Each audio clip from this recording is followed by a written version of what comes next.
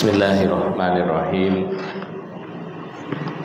Assalamualaikum warahmatullahi wabarakatuh.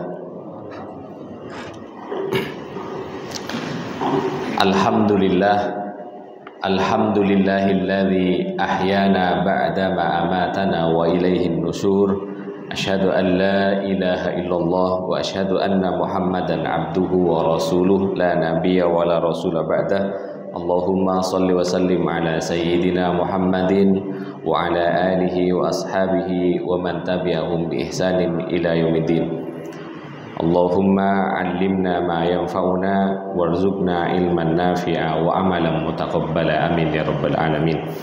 Alhamdulillah, kaum muslimin rahimani rahimakumullah, kita bersyukur kepada Allah karena Allah Subhanahu wa taala memberikan kita kebaikan, kenikmatan yang begitu banyak, yang begitu besar. Salah satunya adalah nikmat beribadah sholat subuh secara berjamaah ini. Sholat subuh secara berjamaah itu merupakan kebaikan yang Allah khususkan kepada umat-umat Nabi Muhammad. Bahkan kata Nabi, rakaatani qoblal fajri khairum minad dunya wa ma fiha. Bahkan sholat sunnahnya saja, sholat sunnah 2 rakaat sebelum subuh itu Nabi ibaratkan khairum minad dunya wa ma fiha, lebih baik daripada dunia dan isinya. Bagaimana dengan sholat subuhnya itu? Bahkan di dalam beberapa riwayat Nabi menyampaikan penanda antara orang munafik dan orang mukmin itu bagi yang laki-laki adalah mudah mendatangi sholat subuh secara berjamaah. Maka para ulama ketika berbeda pendapat tentang hafidhu ala sholawati was sholatil wusta, perbedaannya adalah antara sholat asar dan sholat subuh.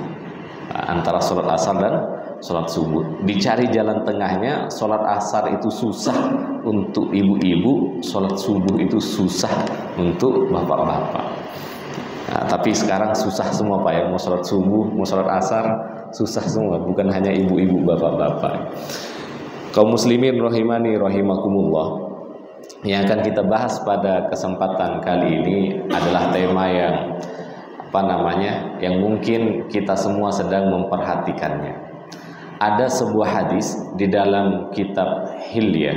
Kitab Hilyah itu kitab Hilyatul Awliya wa Tabaqatul Asfiya, karangannya Abu Nu'aim As-Sin'ani ya, namanya, atau biasa dikenal dengan Hilyah Abu Nu'aim.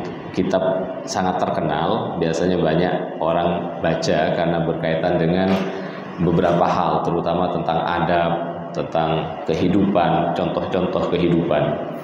Ada sebuah hadis Pak, yang walaupun secara sanad memang ada yang berbeda pendapat, apa hadis ini sahih, apakah hadis ini dhaif gitu. Tapi kata Abu Nu'aim ya hadisnya sahih, makanya ditulis oleh Abu Nu'aim. Biasanya hadis riwayat Abu Nu'aim gitu. Nah, di dalam kitab Hilyah tersebut ada sebuah hadis mungkin yang akan kita bahas. Kata Rasulullah SAW, hadis ini dari jalur sahabat Anas, sinfani idza saluhan nasu kullu wa idza fasadan nasu kullu.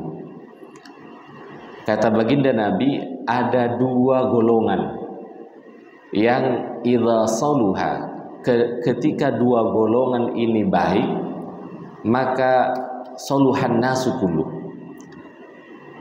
manusia yang lain juga berpotensi mudah untuk menjadi baik. Wa idza fasadan nasu kullu, tetapi ketika 2 golongan ini bermasalah, maka manusia yang lain juga mudah untuk bermasalah, untuk tidak baik. Ala wahya al-ulama wal umar, mereka itulah adalah ahli ilmu dan para pemimpin.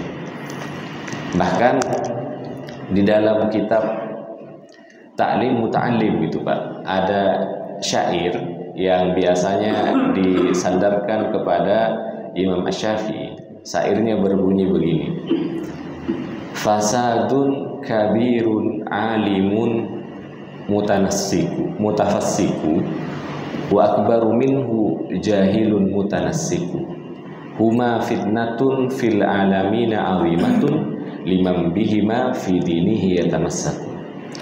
Di dalam kitab Ta'lim Muta'allim, Syekh Az-Zarnuji memberikan penekanan bahwa yang pertama kan tadi yang membuat potensi kita ini tidak menjadi baik atau menjadi baik itu adalah para ahli ilmu. Ahli ilmu yang bagaimana? Ahli ilmu yang tidak baik, yang tidak benar. Nah, kalau di masyarakat di kita di sini orang pintarnya itu nyeleneh, Pak. Wah, itu bahaya itu.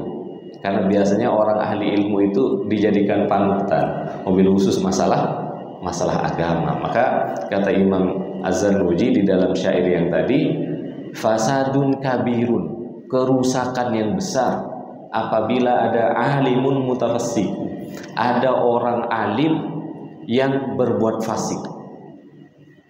Jadi kalau ada orang alim suka berbuat yang aneh-aneh, suka berbuat yang menyelanggar syariat, itu kerusakan yang besar. Walaupun kata beliau wa akbaru minhu jahilun mutanassik, tetapi yang lebih besar itu justru lebih besar daripada orang alim yang berbuat maksiat. Apa yang lebih besar? Orang bodoh yang rajin ibadah. Kok bisa orang bodoh rajin ibadah? Ya, kelanjutannya, huma fitnatun fil alamina azimatun. Keduanya ini adalah fitnah, cobaan yang besar. Liman bihima fi dinihi yatamassaku, bagi orang-orang yang dengan keduanya ini mengambil pelajaran agama. Jadi kalau orang ahli ilmu kemudian tidak benar, ini kerusakan yang besar. Tapi orang yang tidak ahli ilmu, rajin ibadah, dan kita jadikan patokan untuk beragama juga lebih besar daripada yang pertama. Bahkan Rasulullah SAW di dalam sebuah hadis menyampaikan, kata Rasulullah SAW, yuja'u birrajuli yaumal qiyamah, nanti di hari kiamat akan didatangkan seseorang, fayulqa finnar, kemudian orang tersebut dilemparkan ke dalam api neraka, fatandaliku aktabahu, kemudian keluar isi perutnya, fayaduru biha kama yadurul himar, dan orang ini muter-muter di dalam neraka seperti muter-muternya keledai. Fatajtami wa ahlun nari alaih, kemudian sampai saking hebohnya, Pak. Jadi orang dilempar ke dalam neraka, keluar isi perutnya, dia muter-muter. Nah, isi perutnya keluar muter-muter gitu. Kemudian fatajtami wa ahlun nar alaih, ahli neraka, penduduk neraka yang lain, Pak, walaupun penuh siksaan, sampai berkumpul melihat orang ini. Fayaqulu, kemudian ahli neraka itu bertanya, ya fulan, wahai orang, wahai seseorang. Fulan itu biasanya nama panggilan untuk orang Arab, orang yang tidak mau disebut namanya disebut fulan, si A gitu ya, kalau di bahasa Indonesianya. Kalau perempuan fulanah. Ya fulan, wahai seorang, masya'nuka, kok bisa? Masya'nuka itu kalau bahasa Indonesianya mungkin kok bisa. Alasta kunta ta'muru bil ma'ruf wa tanha 'anil munkar. Kok bisa begini? Masuk neraka dan keadaannya paling menyedihkan lagi. Yang lain ya masuk neraka biasa disiksa begitu. Yang ini masuk neraka langsung begitu sebelum menerima siksaan-siksaan yang lain. Sampai orang ahli neraka itu nanya, kok bisa begitu? Alasta kunta ta'muru bil ma'ruf wa tanha 'anil munkar. Bukankah engkau dulu di dunia menyuruh untuk berbuat baik dan menghalangi untuk berbuat buruk? Artinya di dunia itu ceramah terus gitu. Kok bisa? Dulu kan penceramah gitu, mengingatkan orang untuk zakat, mengingatkan orang untuk tidak berbuat zalim. Kok bisa gitu? Apa kata orang ini, Pak? Fayaqul kuntu amurukum bil ma'ruf wa la ati. Aku menyuruh kalian untuk berbuat baik, wala ati, tetapi aku sendiri tidak berbuat baik. Wa anhakum anisyarri wa ati, dan aku mencegah kalian untuk berbuat buruk tetapi aku lakukan. Wah ini Pak, bahayanya seorang ahli ilmu yang tidak mengamalkan ilmunya, dilempar ke dalam neraka dalam keadaan perut sudah terurai, muter-muter di situ sampai menjadi apa ya, pergunjingan sesama penduduk ahli neraka. Waliyadzubillah. Makanya Pak, menjadi diberikan oleh Allah pengetahuan agama suatu kebaikan, tetapi itu juga ujian yang tidak ringan Pak, ujian yang sangat berat.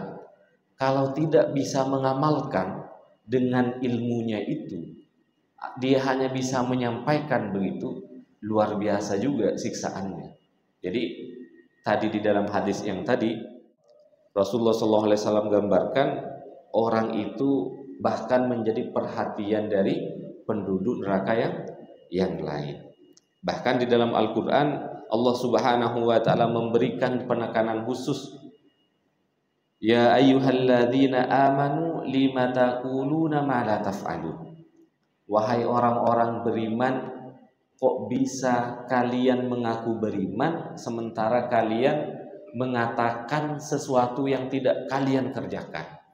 Ngajak orang lain sholat tapi dia tidak sholat, ngajak orang lain berbuat baik tapi dia maksiat. Nah itu Pak yang berat itu. Maka Allah sampaikan kelanjutan ayatnya, kabura maqtan indallahi an taqulu ma la taf'alun. Besar sekali kemurkaan Allah. Al-maqtu itu akbaru minal suh. Maktan itu lebih besar daripada suh. Suh itu marah gitu. Maktan itu di atasnya itu. Jadi besar sekali kemurkaan Allah bagi orang-orang yang mengatakan tetapi tidak mengerjakan. Tadi itu di dalam hadis yang sebelumnya itu, amurukum bil ma'ruf wala ati. Aku menyuruh kalian berbuat baik, aku sendiri tidak melakukan. Wa anhakum anisyarri wa ati. Aku mencegah kalian keburukan, aku yang melakukan. Itu Pak luar biasa. Artinya untuk orang yang diberikan ilmu agama, kita semua wajib belajar ya. Kalau nanti berarti kita tidak usah pinter ilmu agama biar tidak masuk neraka dalam keadaan perutnya terurai. Tidak begitu Pak. Karena tadi kata Imam Syafi'i yang dikutip oleh Imam Az-Zarnuji, kalau tidak mau menjadi orang ahli ilmu, cuman mau pokoknya saya yang penting rajin ibadah. Wah ini lebih bahaya lagi Pak. Orang yang beribadah tidak berilmu diikutin orang lain lebih bahaya daripada orang alim yang bermaksiat. Gimana? Orang tidak berilmu, sholatnya salah-salah, ibadahnya salah-salah, kemudian dijadikan rujukan. Maka kata salah satu sahabat itu di dalam asar itu disebutkan, orang yang beribadah tanpa ilmu maka kesalahannya lebih banyak daripada kebenarannya. Orang yang beribadah tanpa ilmu, kesalahannya, kebaikannya lebih sedikit dibanding keburukannya. Kesalahannya lebih banyak dibanding kebenarannya. Kebaikannya lebih sedikit daripada kesalahannya. Jadi tetap kita harus belajar ilmu. Nah, ketika Allah anugerahkan kita memiliki ilmu agama, maka diamalkan. Kalau tidak diamalkan ya seperti itu. Kita kan terkadang sering begitu Pak ya. Kalau anak-anak datang, anak-anak kita yang sekolah di TK Islam, sekolah Islam, itu sudah hafal doa makan Pak. Sudah hafal tidak boleh makan berdiri, makan tangan kiri, makan harus berdoa. Pas pulang ke rumah kita makan, lupa berdoa, diingatkan oleh anak kita, Abi tidak baca doa. Nah, kalau kita jawabnya sembarangan itu kan tuh anak kecil aja, Abi sudah besar nih. Nah, itu bahaya itu masuk ke sini, tahu ilmu dan tidak mengamalkan. Atau kita nyuruh anak kita, sudah azan pergi ke masjid, Abi kok tidak pergi? Abi masih ada kerjaan, kamu aja dulu pergi ke masjid sholat jamaah. habis selesaikan pekerjaan. Wah, ini bahaya juga Pak. Sederhana mungkin, dan itu sering kita dapati. Istri-istri kita misalnya mengingatkan anak-anak, ini sudah azan, cepat mandi, sholat.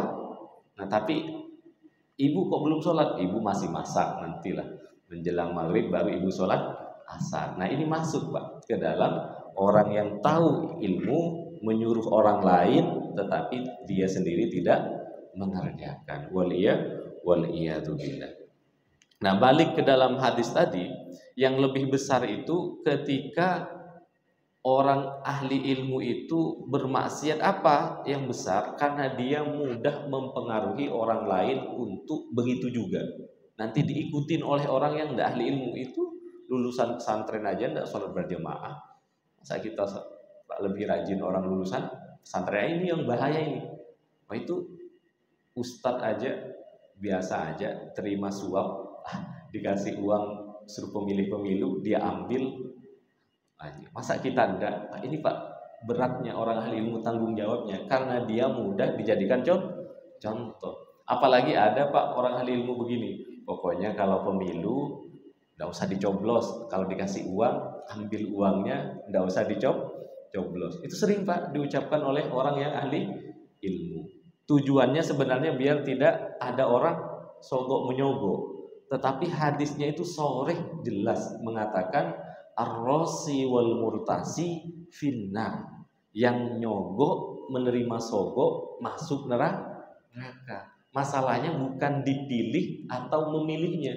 Masalahnya akad sogok menyogoknya itu sudah dipastikan mencicipi neraka. Ngasih, nanti pilih saya ya, nih uang. Tahu kita itu sogok mesogok. Nah, yang ahli ilmu pokoknya enggak usah politik uang ya. Ambil sudah uangnya, ambil uang sogokannya, enggak usah dipilih orangnya. Ini bermasalah juga Pak kata-kata ini. Kenapa? Karena sogok menyogok itu finnar, ar-rasi wal murtasi finnar. Hadisnya sore, enggak bisa ditafsir lagi Pak hadisnya itu. Enggak bisa disarah lagi.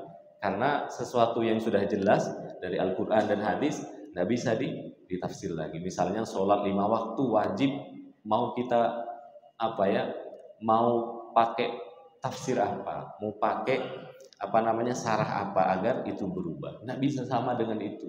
Ar-rasi wal multasi finnar. Orang sogok menyogok itu masuk neraka.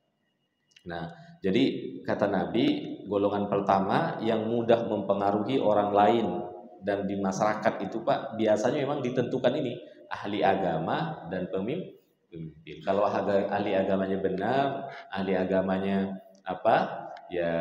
tidak begitu, insya Allah masyarakat mudah. Ada pengajian, ada ada orang yang kurang benar ibadahnya dia kasih tahu dan lain sebagainya. Karena itu kenapa orang yang tahu agama itu harus menyampaikan, karena tadi berat tanggung jawabnya. Bahkan di dalam sebuah hadis nanti yang pertama masuk neraka dan paling bawah itu adalah alimun la ya'malu ilmihi. Seorang ahli ilmu yang tidak mengamalkan ilmunya. Jadi diberikan ilmu itu suatu karunia yang besar. Tapi kalau tidak mengamalkan, ancamannya pertama dan di bawah di dalam neraka. Waliyadu billah. Nah maka kewajibannya apa? Ya cari ilmu, amalkan, sampaikan. Gitu. Cari ilmu, karena kalau tidak berilmu dalam beribadah lebih banyak salahnya. Setelah punya ilmu ya diamalkan. Selain diamalkan, disampaikan. Kalau tidak disampaikan itu namanya kitmanul ilm. Orang yang menyembunyikan ilmu itu juga diancam oleh baginda Nabi Pak dengan siksaan yang paling berat. Namanya kitmanul ilm. Tidak mau ngasih tahu teman padahal salah cara sholatnya misalnya, cara wudhunya salah. Nah kita tahu kalau itu salah, harus dikasih tahu Pak. Walaupun tentu dengan cara yang baik, dengan cara yang sopan. Karena ada kaidah itu la doror wala diror. Jangan berbuat kemudorotan, jangan mau dimudoroti orang. Nah, kemudian yang kedua adalah golongan para pemimpin. Nah, ini maksud saya kita mungkin semua membicarakan ini. Saya bukan pada mengajak jemaah sekalian milih salah satu atau tidak memilih, itu bukan dalam rangka itu. Tetapi kami ingin menyampaikan tentang bagaimana sifat-sifat pemimpin. Nah, sehingga kita putuskan sendiri nanti, pilihan itu sendiri. Nah, tentu pemimpin yang kita idam-idamkan adalah pemimpin yang seperti baginda Nabi Muhammad SAW. Bagaimana beliau memimpin? Apa sifat-sifat kepemimpinan yang ada pada diri beliau? Dan kepemimpinan itu, Pak, sebenarnya bukan hanya masalah pemimpin negara, pemimpin kota, pemimpin apa, tapi kita semua ini adalah pemimpin. Paling tidak yang bapak-bapak ini pemimpin keluarga. Yang bahasa Al-Quran itu ku anfusakum wa ahlikum nar. Kata yang digunakan, kata sambung, Pak. Nah, dalam istilah bahasa Arab namanya harfu atf. Huruf atofnya itu, Pak, yang dipilih itu waw. Waw itu beda dengan fa, beda dengan thumma. Kalau fa itu faida farauta fansob. Kalau sudah selesai satu urusan, kerjakan urusan yang lain. Berarti suruh selesaikan dulu, fokus, baru kerjakan yang lain. Tapi untuk masalah menjaga keluarga dari neraka digunakan waw. Kata Imam Al-Syafi'i, kenapa menggunakan waw? Al-waw limutlakil jam'i. Waw itu mutlak, sama-sama. Jadi kalau kita mau belajar agama, tidak boleh bapak-bapak misalnya, saya mau belajar agama dulu biarkan istri saya mau sholat tidak sholat, yang tunggu saya jadi ahli agama. Tidak bisa begitu, Pak. Nah, karena di saat kita menjaga diri kita dari api neraka, di saat bersamaan kita disuruh menjaga keluarga kita dari api neraka. Maka kata ulama tafsir menggunakan kata sambung waw, bukan menggunakan kata sambung fa atau summa. Summa itu berjarak, belajar dulu baru nanti kalau sudah siap ajak keluarga. Nah, tapi kalau ini, Pak, waw itu enggak, sama-sama. Bapak lagi proses belajar harus diajak keluarganya. Dek, sholat dek, bapak lagi, abi lagi belajar untuk istiqomah. Adik istri juga harus belajar istiqomah bareng-bareng gitu. Anak juga saat itu diajak untuk sama-sama belajar istiqomah. Bukan nunggu dulu, Pak. Istrinya enggak diajak sholat, nantilah. Kalau sudah saya ahli masjid, enggak pernah bolong-bolong sholat jamaah, baru saya di istri saya. Nah, kalau keburu meninggal, enggak sempat sudah, Pak. Nah, maka pemimpin seperti apa yang diidam-idamkan? Pemimpin seperti apa sosok Nabi itu, Pak? Pemimpin yang terbaik adalah pemimpin yang kehadirannya itu diidam-idamkan dan kepergiannya itu ditangisi. Jadi kalau kita saat ini jadi pemimpin, Pak, bisa kita ukur itu. Sebelum kita baca ayat-ayatnya, kita bisa ukur apakah keberadaan kita itu memang diharapkan oleh orang yang kita pimpin, atau kebalikannya, justru kapan pimpinan kita ini ganti ya. Nah, kalau begitu, Pak, berarti ada yang salah dengan diri kita. Kalau baginda Nabi itu, Pak, ketika baginda Nabi itu hadir, maka orang itu selesai, Pak. Sahabat itu sering mengatakan, ya Nabi, kami ini kenapa ya, kalau lagi bersama engkau kayaknya hilang itu urusan dunia, hanya ingat akhirat, ingat perjuangan saja. Tapi kalau sudah sendiri-sendiri, balik lagi, lupa itu. Kata Nabi, memang begitulah keberadaanku di tengah-tengah kalian, mengingatkan kalian kepada kebaikan. Jadi pemimpin itu begitu, Pak. Kehadirannya itu memberi manfaat, kehadirannya itu diidam-idamkan, disenangi.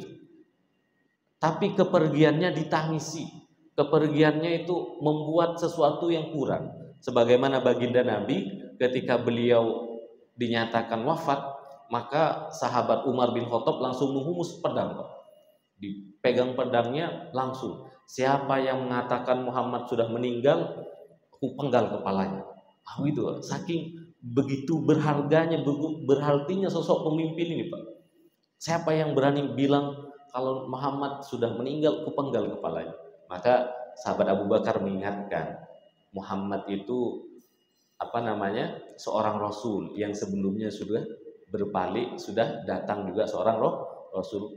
Tuhanmu Muhammad atau Allah, wahai Umar?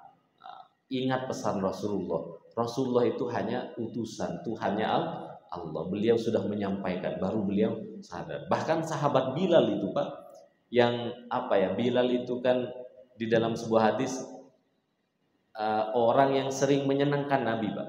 Kalau Nabi lagi suntuk, Nabi lagi begitu ya, Nabi pasti panggil Bilal. Ya Bilal, arihni bis sholah.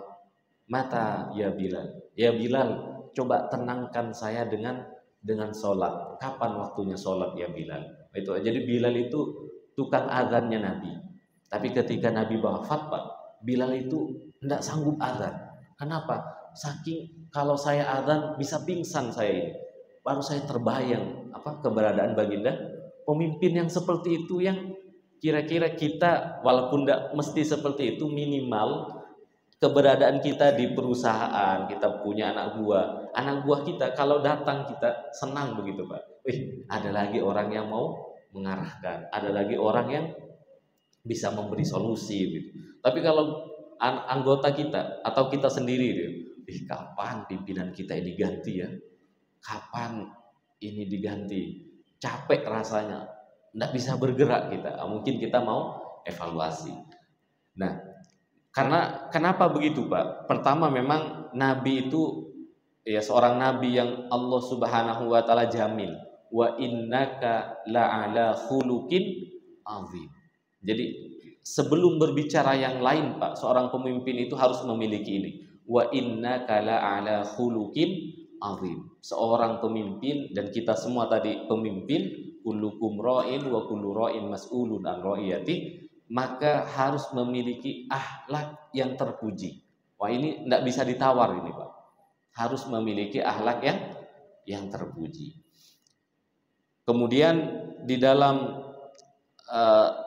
surah At-Taubah, pemimpin itu kami ingin membacakan beberapa ayat Al-Quran yang menggambarkan sikap-sikap kepemimpinan yang dimiliki oleh baginda Nabi, sehingga beliau sangat dicintai, sangat dirindukan oleh orang-orang yang ada bersama beliau. Jangankan yang ada bersama beliau, kita saja yang sudah 14 abad setelah beliau, ya Allah, ketika biasanya Jumat kita banyak bersalawat, paling banyak bersalawat. Coba sesekali Pak, ketika kita bersalawat itu kita tenangkan diri kita. Kalau misalnya tidak bisa, pejamkan mata kita, bayangkan nama Nabi Muhammad itu dengan lirih, baru kita ucapkan.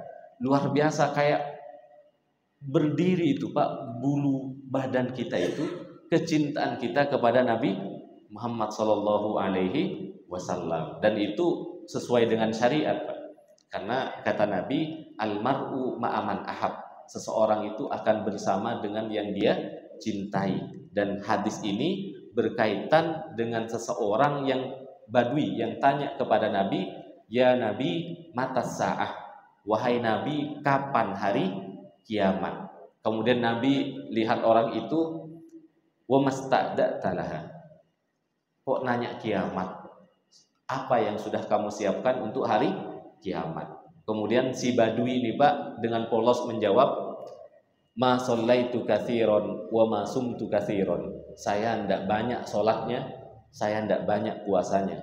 Walakin uhibbullaha wa uhibbuka ya Nabi. Tapi saya cinta kepada Allah dan saya cinta kepadamu. Maka Nabi sampaikan, almar'u ma'aman ahab. Seseorang itu akan bersama yang dia cintai. Maka mencintai Nabi itu syariat.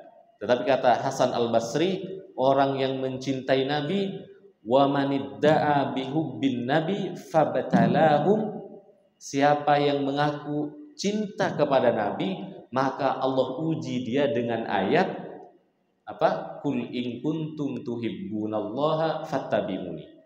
Siapa yang cinta kepada Allah, maka ikuti Nabi. Maka orang yang mengaku cinta kepada Allah, mengaku cinta kepada Nabi, harus mengikuti apa yang beliau sudah contohkan kepada kita belajar sunnah-sunnahnya, baca kisah sejarahnya, luar biasa. Insya Allah akan timbul kecintaan kita kepada Nabi.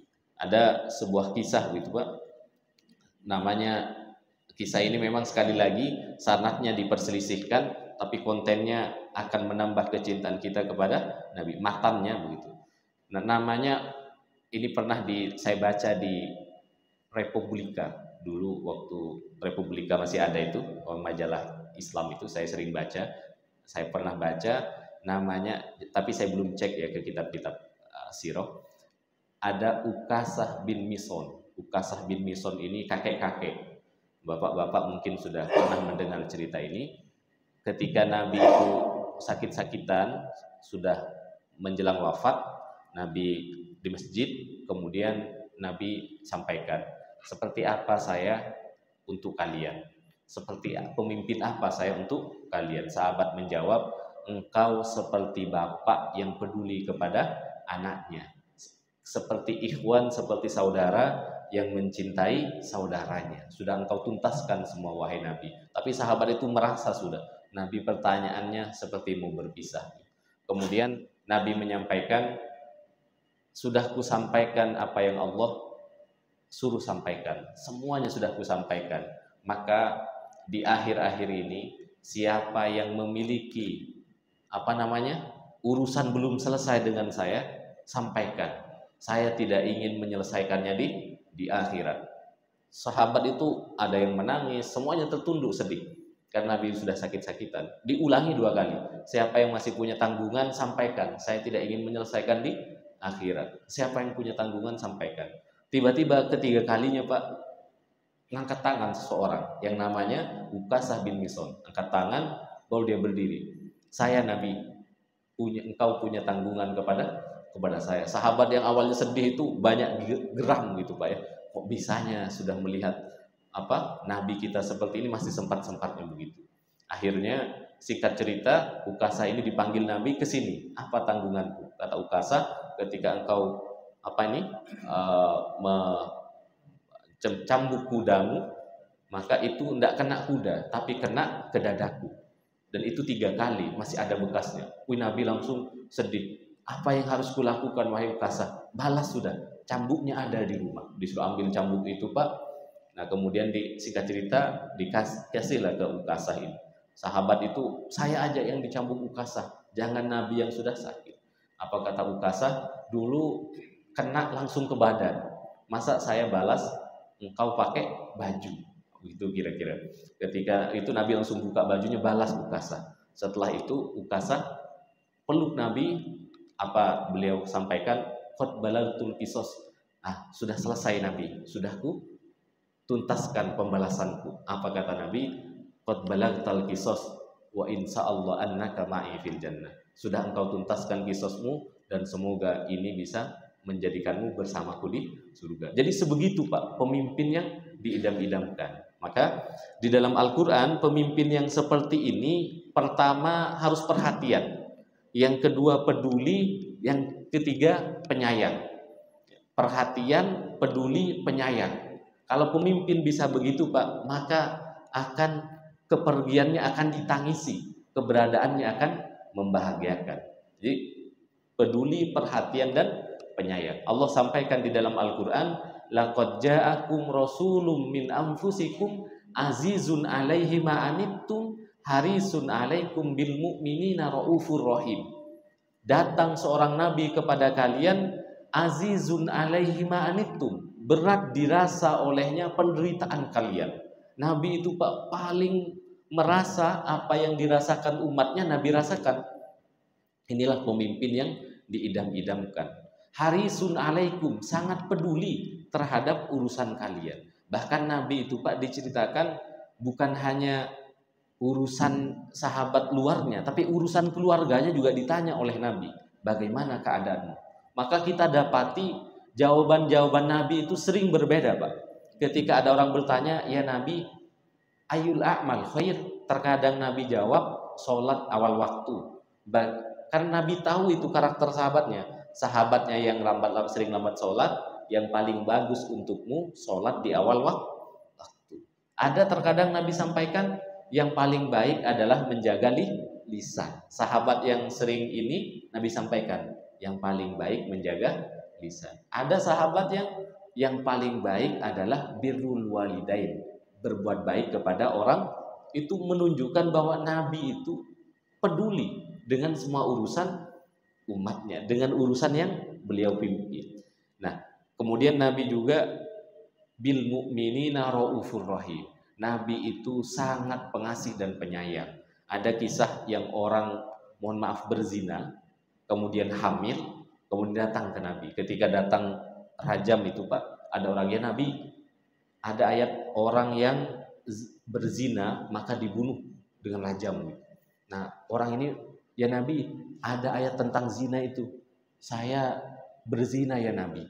Bagaimana ini? Kata Nabi, oh saya tidak melihat zina itu harus dilihat, harus ada saksi. Saya tidak melihat, tidak ada saksinya. Betul ya Nabi, saya ngaku ada saksinya. Dikumpulin saksinya.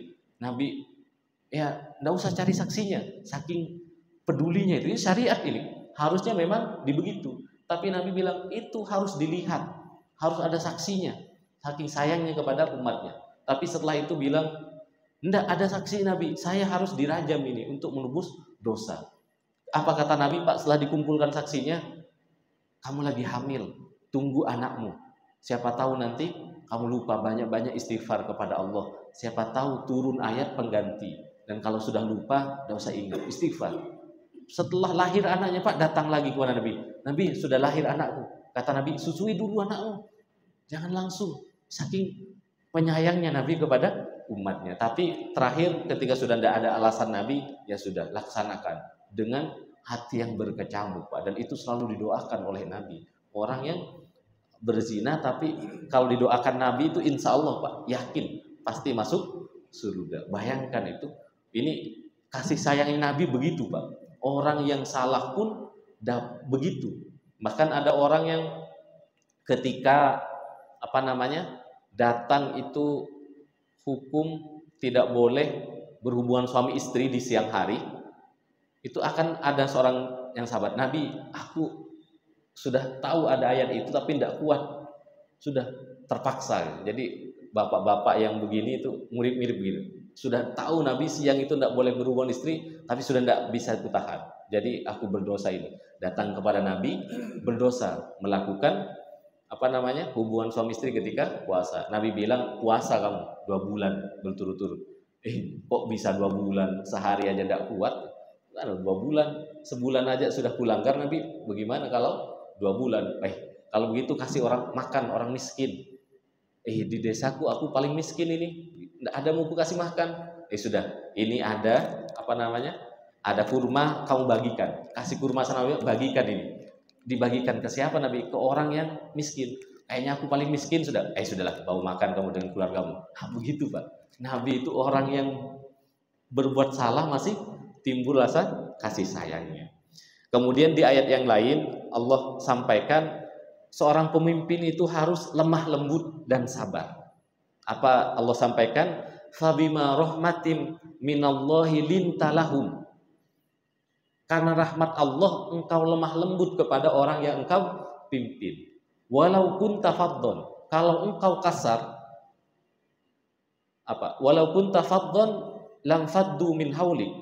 Jika engkau berbuat kasar, maka walau kunta faddon walidul qalbi, kalau engkau kasar, keras hati, lan faddu min haulik, maka orang yang engkau pimpin itu juga akan berpaling dari.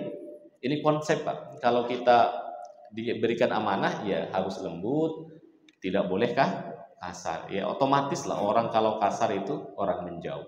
Kemudian Nabi juga digambarkan di ayat berikutnya, di potongan ayatnya, fa'fu anhum. Nabi itu pemaaf Pak. Wastaghfir lahum. Nabi itu juga bermusyawarah, tidak mengambil keputusan seenaknya. Wasyawirhum fil amri. Nabi itu orangnya suka bermusyawarah. Ada keputusan bagaimana ini? Mau kita putuskan kira-kira begitu. Kalau bukan wahyu, Nabi itu bermusyawarah. Seperti kisah ketika mau berperang Pak. Nabi itu ditanya, Nabi, kita berkemah di sini wahyu atau keputusanmu? Keputusan duniawi sebagai manusia. Ini keputusan strategi manusia. Kalau begitu Nabi, kata Salman, kita turun ke sana, tutup sumur-sumur mereka, baru kita di sini. Wah, bagus kamu ini. Ketika perang itu juga Pak, perang Khandaq itu gali parit Nabi, kata Salman. Oh bagus. Jadi Nabi itu selalu bermusyawarah. Tapi bukan dalam artian pimplan juga, karena ayat berikutnya fa idza azamta fatawakkal 'ala Allah innallaha yuhibbul mutawakkilin. Nabi itu bermusyawarah kalau sudah diputuskan pendiriannya kokoh. Fa idza azamta fatawakkal 'ala Allah. Kalau sudah diputuskan serahkan kepada Allah. Innallaha yuhibbul mutawakkilin. Dan di ayat yang lain, yang terakhir karena sudah Isra, Allah juga menyampaikan bahwa Nabi ini sosok yang jujur, berintegritas. Maksudnya pemimpin yang tidak suka memanfaatkan anggotanya. Kan kalau biasanya ada aja Pak dari kita yang mumpung gitu ya, mumpung di atas, ada kesempatan ini.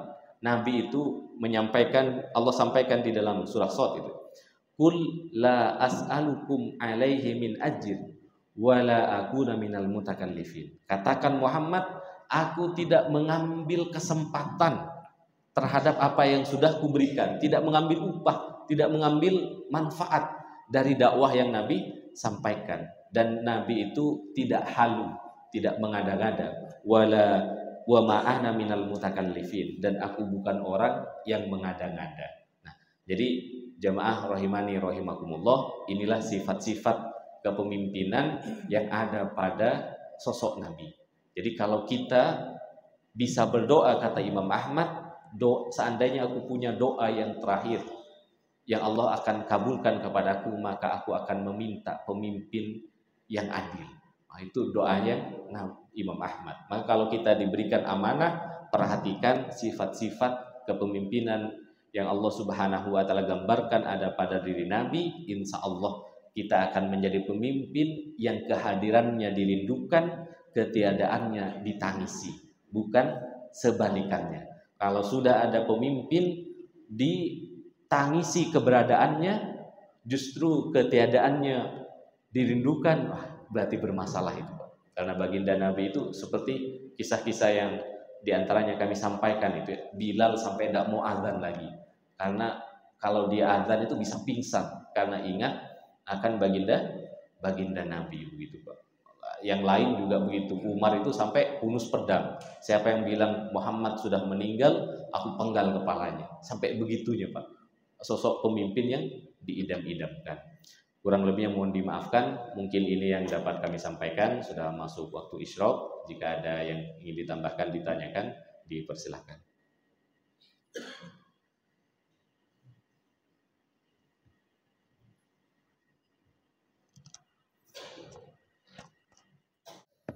Assalamualaikum warahmatullahi wabarakatuh. Waalaikumsalam warahmatullahi wabarakatuh. Penjelasan tadi betul-betul sudah secara gamblang. Pak siapa Pak? Biar nama saya Bangun Usman Harahap. Masya Allah.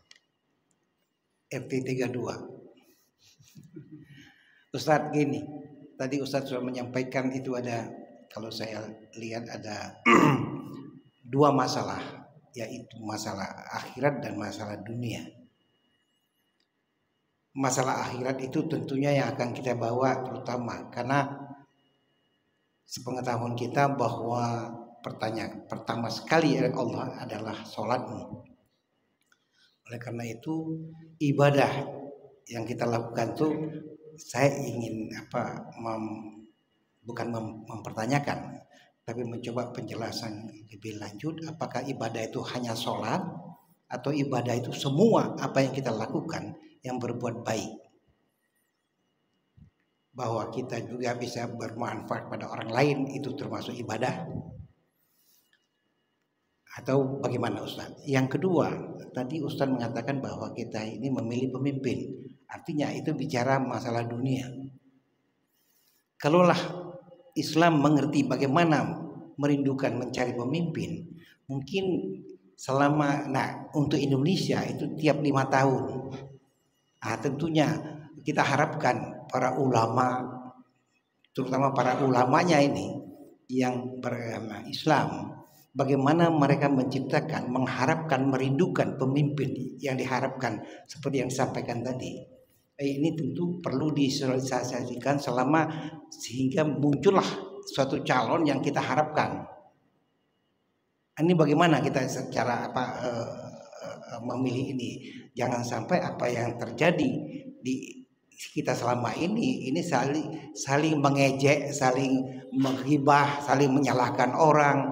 Nah, ini juga menjadi masalah kita. Saya rasa itu Ustaz, mungkin bisa pada pencerahan. Terima kasih. Assalamualaikum warahmatullahi wabarakatuh. Waalaikumsalam warahmatullahi wabarakatuh. Pak Usman Harahap. Yang pertama, apakah ibadah itu hanya sholat, hanya puasa, hanya zakat gitu ya? Nah, ibadah itu Pak ya semuanya. Ibadah itu kalau di dalam bahasa hadis itu, dosa itu apa yang mengganjal di hatimu dan malu. Kalau bahasanya hadis begini, al ismu mahaka fi nafsik atau fi qalbik wa karihta idza tala'ala nas. Dosa itu sesuatu yang mengganjal di hati nuranimu, dan kalau itu keluar kepada manusia engkau menjadi malu, tidak mau gitu. Itu dosa. Sedangkan kebaikan itu, sedangkan pahala itu adalah apa yang bisa menyenangkanmu dan itu bisa digunakan untuk orang lain. Nah, jadi ya prinsipnya kalau hati kita bersih, kita sholat itu insya Allah menenangkan. Kita ditolong itu menyenangkan, maka menolong orang lain juga pahala. Nah begitu Pak. Bahkan kata Imam Al-Baihaqi agama itu bid'un wa sab'un itu atau wasitun di dalam, dan dua riwayat itu. Agama itu ibadah itu ada sebagian 70 sekian atau 60 sekian. Yang paling tinggi adalah mengucapkan la ilaha illallah, dan paling rendah adalah menyingkirkan kelikir dari jalan, dan malu itu merupakan bagian dari agama. Jadi kita punya sikap malu juga ibadah, memelihara sikap malu. Bahkan di dalam riwayat yang lain Nabi misalnya, artinya ibadah itu bukan hanya sholat, kan pertanyaan begitu. Ibadah itu semua kebaikan ini ibadah. Apa kata Nabi? Tabassamuka fi wajhi ahika shadaqah. Senyum kepada saudaramu itu sudah menunjukkan bahwa ibadah itu bukan hanya semua kebaikan. Apa kebaikan? Kalau kita dapat, kita senang, itu kalau diberikan kepada orang lain itu ibadah. Tapi ya kita yang benar Pak, kalau kita sudah hitam hatinya, sudah jadi preman ya, senangnya kalau ada yang mengganggu anak jalanan itu, kalau ada yang lawan main bacok-bacokan, bukan itu. Ya ini ukur sendiri. Artinya kalau kita dalam keadaan bersih hati kita, kalau orang lain senyum kan senang kita. Kalau orang lain nganterin kita makanan senang. Maka kalau dilakukan kepada orang lain itu ibadah. Maka kalau fikih itu dua, ibadah mahdoh, ibadah wairu mahdoh begitu ya. Ibadah sosial, ibadah keagamaan, dan ibadah sosial. Ini yang pertama. Yang kedua, bagaimana kalau konteks kepemimpinan dilarikan ke Indonesia Pak?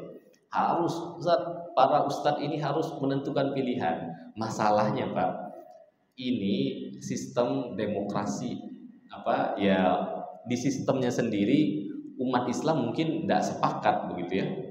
Sistemnya sendiri mungkin umat Islam tidak sepakat. Nah itu yang jadi masalah. Ada yang iya, ada yang enggak. Sementara umat Islam Indonesia menyepakati ini sistem yang terbaik. Ulama founding father bangsa ini untuk memilih pemimpin, mungkin begitu. Karena dari situ sudah tidak sepakat, apalagi menentukan pilihannya. Nah, kalau seandainya dulu Pak pernah ada kasus pemimpinnya diadu head to head antara pemimpin Islam dan pemimpin non Islam, maka kewajiban para ulama yang menyampaikan kewajiban agama adalah memilih pemimpin itu sesuai dengan sesama keyakinan. Itu memang ada ayatnya di surah Al-Maidah itu.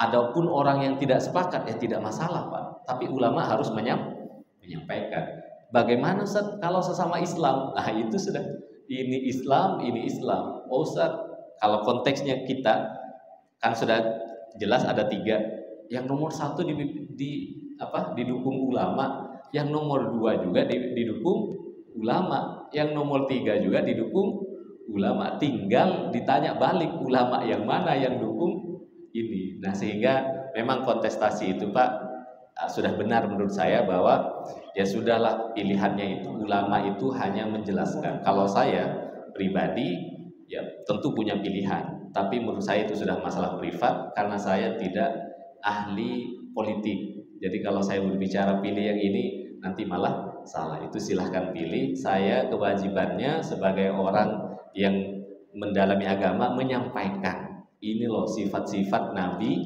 di dalam memimpin.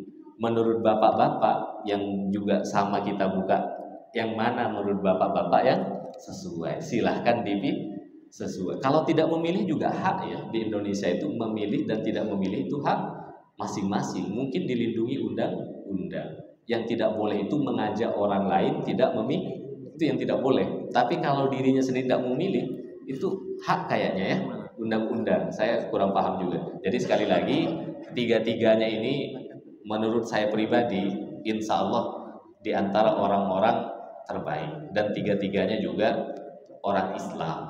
Jadi memang ada di dalam keyakinan saya di surah Al-Maidah itu, kalau pilihannya Islam non-Islam maka dipilih yang Islam. Kalau sesama Islam pilih yang paling tadi masuk sifat-sifat Nabi tadi menurut jenengan ini. Nah, silahkan menurut Bapak mana. Nah, adapun para ulama mungkin ahli agama di sini berkumpul, menurut saya itu ya silahkan saja. Artinya itu yang lebih tahu. Karena saya pribadi Pak, saya nyantri di 3 pondok besar di Bangkalan, di Sampang, ya di Sampang 2. Kebetulan 3 pondok saya ini Pak beda pilihannya.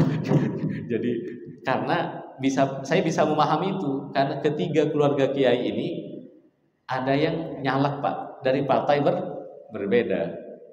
Jadi ya bisa jadi itu ya berbeda. Jadi saya dulu kalau saya memilih itu Pak, saya ikut apa kata kiai saya, kalau ini ya saya ikut beliau nyuruh ini. Nah sekarang Pak tiga-tiganya berbeda dan itu sekeluargaan. Satunya anaknya dari partai ini nyalek, ya tentu dukung nomor sekian. Nah itu Pak ya. Jadi mohon maaf itu yang saya sampaikan. Arti saya menyampaikan clue-nya, sifat-sifatnya, adapun keputusan di tangan jenengan sekalian. Karena tidak boleh juga mengajak salah satu berkampanye di tempat ibadah. Saya sudah dapat penyuluhan dari KPU selaku saya ketua MUI. Jadi tidak bisa saya di sini Pak pilih nomor 2, 3, tidak boleh. Nah itu Pak ya. Tapi clue-nya silahkan. Dan saya punya pilihan yang itu urusan internal, sudah ranah privat yang saya memilih. Bapak memilih silahkan, tidak memilih juga haknya. Nah, cuman ya disarankan untuk mungkin. Barakallahu fikum. Kayaknya waktu kita sudah lewat, nanti bisa disampaikan lewat WA atau kita selesaikan di acara berikutnya. Dan Allah wa yakum ajma'in. Kita tuh dengan berdoa. A'udzubillahi minasyaitonir rajim. Bismillahirrahmanirrahim.